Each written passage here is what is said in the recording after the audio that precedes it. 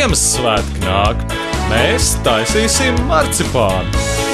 Ņem mandeles, pārlej ar karstu ūdeni un uztais sev tēju.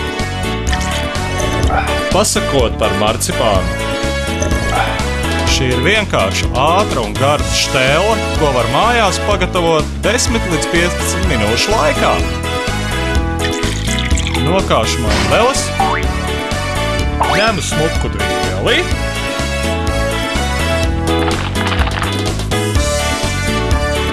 un sāku akurāti dauzīt.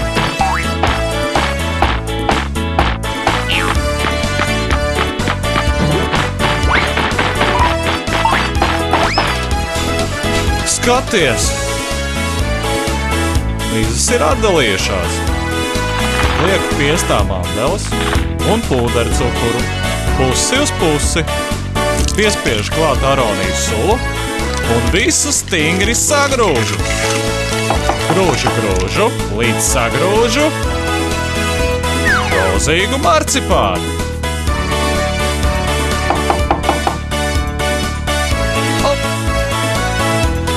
Šos uzdāvināšu Ziemassvētku vecītim, jo viņam laikam neviens neko nedāvina. Un neaizmirsīsim par meža zvēriem.